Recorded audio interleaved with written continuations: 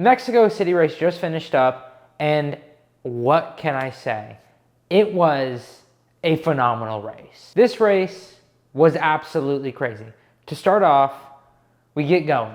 Not even a lap in, rain starts, caution comes out, we have to throw on some rain tires. Honestly, the racing in the rain was super fun. It was hectic, but not stupid hectic. The racing was good.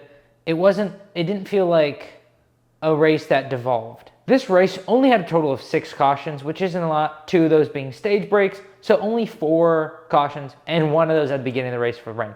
So 3 actual cautions for wreck, which I was thinking we were gonna get a lot more just because with it being a new track. I was ready for it to be hectic, especially turn 1, going from the super long straight into such a heavy braking zone. I was ready for there to just be calamity so much more than there actually was. I think there was only 1 caution that came from it, and that was Kyle Busch's wreck, where he took out, I think, 6 cars in total, which was a crazy sight to see. A very clean race, not what I was expecting. I was expecting there to be a lot more crazy things, but it being a road course, you're not gonna see as many cautions with 1 car spins, but I was very surprised on kind of how clean it was. Now that final restart definitely brought a little bit of craziness into it, with Chase Briscoe hitting the tire barrier. That was the first time I think we'd seen it. That kind of caused big pileups,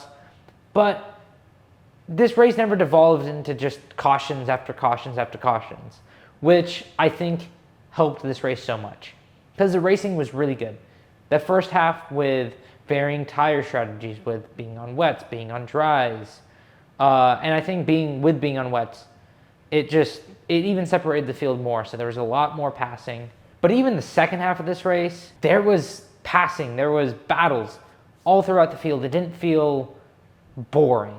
Really, the only boring part was Shane Van Gisbergen just driving off from everybody. The racing here was really good, and I think what brought a lot of that was not having SMT for the first practice, even second practice, just not having SMT and having it be a new track where drivers don't know the limits yet. Now let's get on to our top 3 finishers, our podiums. Let's talk about 3rd place finisher, Chase Elliott. Chase Elliott kind of had an up and down day. Started the race, fell back, wasn't great on the wet tires, I think was kind of average, just didn't have the speed that he had on slicks.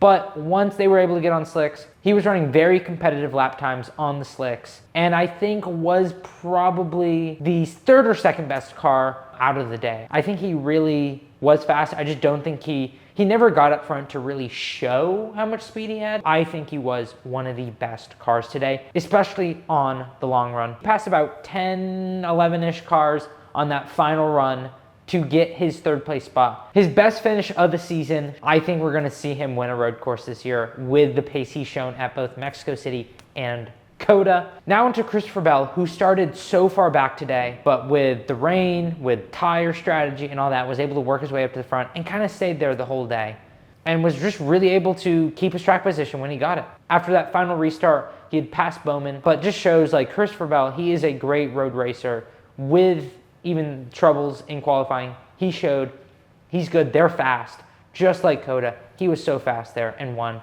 We saw that again here today with just how fast that 20 team is. And on road courses, which is kind of new for them, I feel like. I feel like they haven't been one of those top tier cars at road courses, but Christopher Bell is showing that they are now.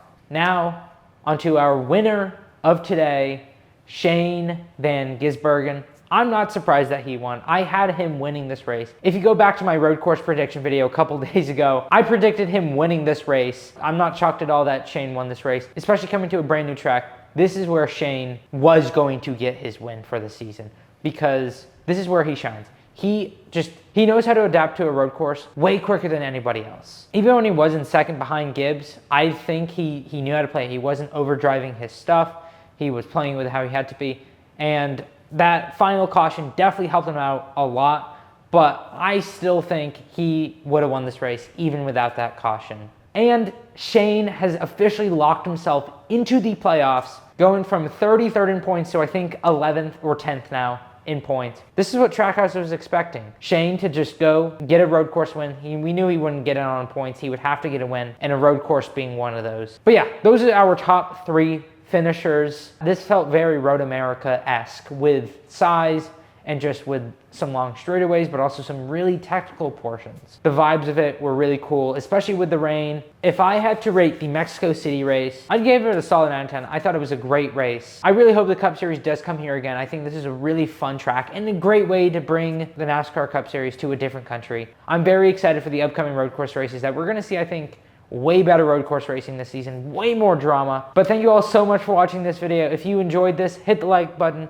subscribe down below, and hit the bell icon. Click right here to go watch my road course prediction video. I'll see y'all in the next video.